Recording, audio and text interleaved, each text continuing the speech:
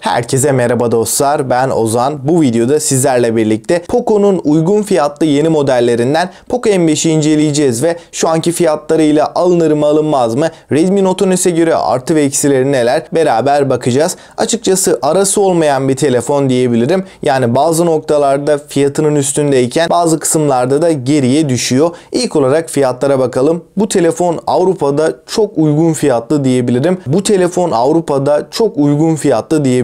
Poco M5'in 6 GB RAM, 128 GB depolamalı modeli 180 Euro'ya bulunabiliyorken ülkemizde şu anda 6500 ile 7000 TL bantlarında satılıyor. Fiyatlarla ilgili değerlendirmeyi son bölümde yapacağız. Bu tarz incelemelerin devamı için de videoyu beğenip abone olmayı unutmayın. Şimdi Poco M5'i incelemeye başlayalım.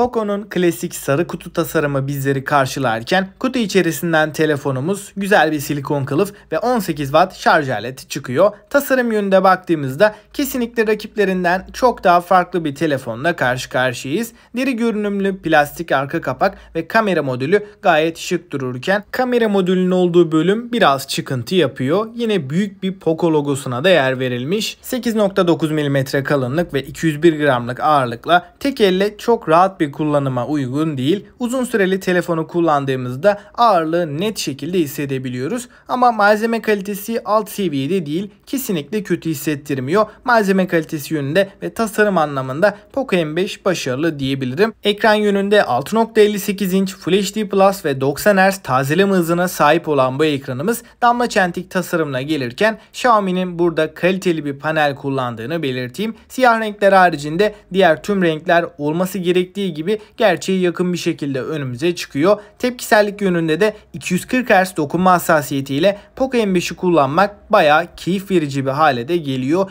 Ekran yönünde parlaklık oranı en büyük dezavantajı diyebilirim. 500 nit parlaklık kesinlikle yetersiz kalıyor ama ev içinde kapalı ortamlarda canlı bir ekranın olduğunu da söyleyebilirim. Donanım kısmında yeni bir Yonga setini Helio G99'u görürken 6 GB RAM bu sisteme eşlik ediyor. UFS 2.2 depolama birimiyle de günlük kullanım için uygun bir telefonken bu işlemcimiz Antutu'da 310.000'in üzerinde bir puan almayı başarıyor ve baktığımız zaman gerçekten bu puanı da hak eden bir performansı bizlere rahatlıkla sunuyor ve 1 TB'a kadar hafıza kartı desteğimiz de var. Oyunlarda PUBG'de düşük grafiklerde 45 FPS bandında oynayabiliyoruz. Ayrıca dokunma hassasiyetinin 240 Hz olması da tepkisellik yönünde önemli bir avantaj. Uzun süreli bir şekilde test ettiğimiz zaman da 30 dakika boyunca PUBG oynadığımızda batarya tüketimi %5 iken ısınma konusunda gayet düşük ısılarda olduğunu belirteyim. Elinizde tuttuğunuzda aşırı bir ısınma sezmiyorsunuz ve buna bağlı olarak performansta da bir kayıp söz konusu değil.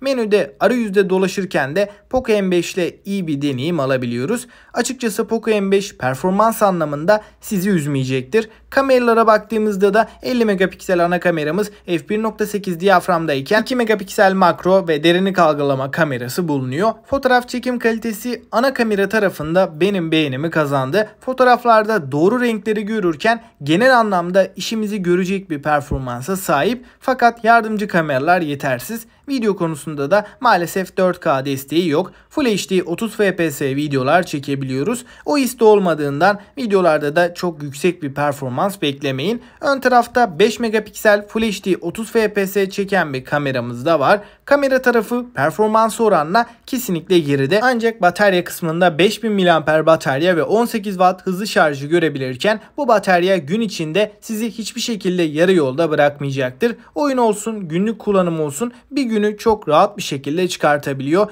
Ekran süresi yönünde de 8 saatlere varan süreleri görebiliyoruz. Hoparlör tarafında mono bir hoparlör var. Ses kalitesi yeterli ama ses yüksekliği Note 10s'e oranla biraz daha zayıf. Android 12 ve MIUI 13 ile girirken M5 arayüz deneyimi, yazılım deneyimi olarak takılma, donma, bug problemleri olmadan güzel bir şekilde, akıcı şekilde çalışıyor. 2 yılda güncellemeleri alacağını söyleyeyim. 5G ve suya ve toza karşı da herhangi bir dayanıklılığımız yok. Bunlar da önemli eksilerden ve ek olarak güç tuşunda bir parmak izi okuyucumuz da bulunuyor. Parmağı dokundurduğumuzda çok hızlı bir şekilde ekran kildinden kurtuluyoruz. Şimdi Poco M5 alınır mı? Detaylıca konuşalım. Dostlar, bu telefon tam olarak orta segment bir cihaz değil. Yani baktığımız zaman alt segmentte orta sınıfın arasında diyebilirim. Bazı özellikleriyle orta sınıfa yaklaşırken bazı noktalarda da genel deneyim olarak baktığımda kötü bir telefonla karşılaşmıyoruz. Ama dengesiz bir donanıma sahip, yani performans anlamında bu fiyatlara kabul edilebilecek hem yüksek performanslı hem de verimli bir işlemciyi görebilirken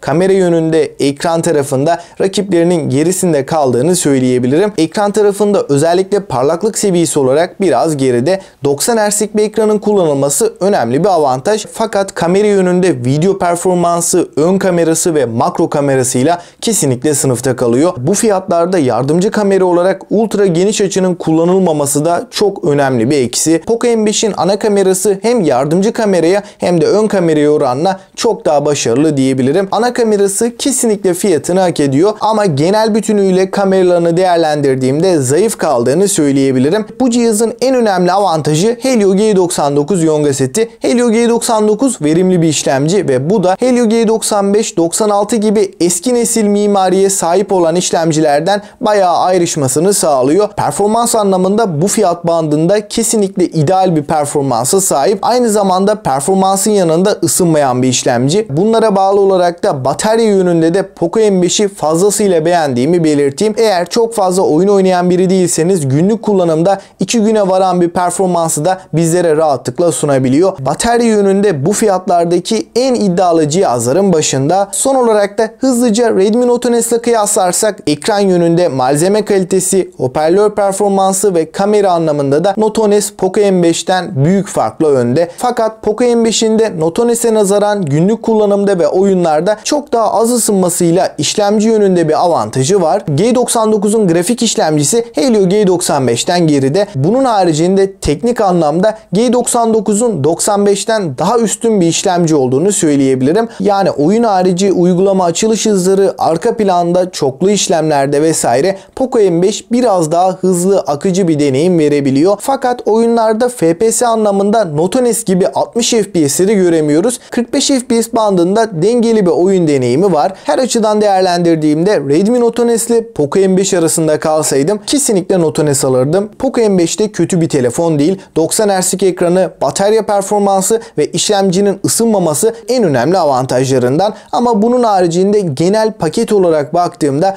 Note S çok daha dengeliyken Poco M5 biraz daha alt seviyede kalıyor. Şu anda yeni çıkan bir telefon olduğu için biraz beklemekte fayda var. Fiyatının gerileme ihtimali çok yüksek. Xiaomi tarafında genel olarak dolar kurunda da bir sıçrama olmazsa yeni modeller 1-2 ay içinde daha alınabilir seviyelere geliyor. Peki siz ne düşünüyorsunuz? Redmi Note S mi, Poco M5 almak mı daha mantıklı? Yorumlarda buluşalım. Yeni videolardan haberdar olmak için de abone olmayı unutmayın ve sonraki video kadar hoşça kalın.